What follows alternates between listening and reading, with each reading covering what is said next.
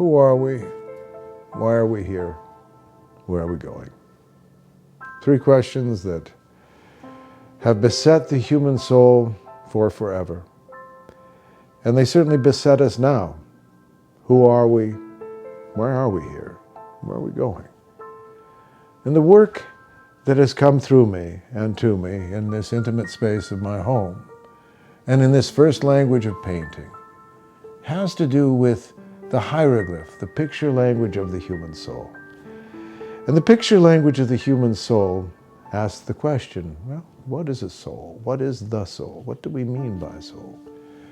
What I am so heartened by, amazed by, and inspired by is that this language that comes through the hand, comes through spontaneity, becomes art, is inherently multidimensional, creates a pattern that will reveal a story that tells us about our atoms, about why our soul is, although we think it is my soul, it is actually the human form divine, the human soul that we share in. And that's the relationship of this fear of the dark, the return to the unknowing, and yet this is actually the story that from a fullness, a greater story of vision, begins to grow through the journey of the mother, of birth, of the kundalini, of the serpent energy, the electromagnetic energy body, meaning that we're not just growing a physical form in time, one time, but using time to layer in the atomic structure qualities that we will then use. Let's say we have to learn to walk when we're little. Well, the same thing as human. We had to learn to walk. We had to learn to survive. And so we begin with the story of moving into the primordial relationship with the divine, but the dark, meaning the mystery, that which can't be known. And it acts as a parent to a type of child state. But we are watched over in all of these traditions by ancestors, meaning like growing a condition. We're asking, what is the soul? Who are we? Where are we? Why are we?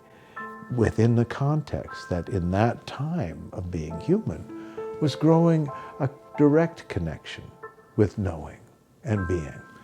But we enter into the mystery and we turn a corner, and then we find ourselves beginning to journey into mind and this reoccurring motif of the heron in the hieroglyph, the human soul, in this picture book. And this is the story of our unique gift, of our unique story, our unique life. And that we begin with the gift of the mother on this great journey to finally hold the apple, meaning to hold life itself, and to recognize that maybe this story of the journey of the human soul was to return us in a time where even the idea of soul is looked at askance, like there's no relevance to it. But that's the nature of my work. I realized that as much as I had hoped the world cared about these things, it simply didn't. And I look around now and I say, does it yet? The answer is no. But then I realized, like the painting here, like the library here, like the story, is that we've been growing a condition across the ages. And you can see my arm even moving in a circle, so that finally we come full circle and we stand upright. And that we begin to enter into a new relationship that begins to ask the questions, not what does my neighbor need, or who do I hate, but how do I turn back and understand that I am woven of a question that has gotten me here. Who am I? Why am I here? Where am I going? And the answer here is the story of the great mystery is that you can never see yourself in reflection, but the journey of self-reflection brings you back to stand upright and to say, here I am. Let it be intimate. Let it be sacred. Let it be that which I love.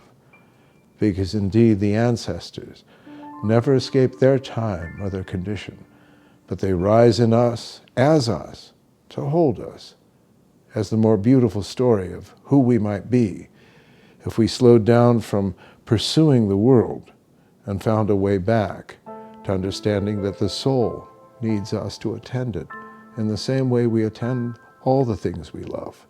We honor it, we respect it, and we give it place, just as we did here.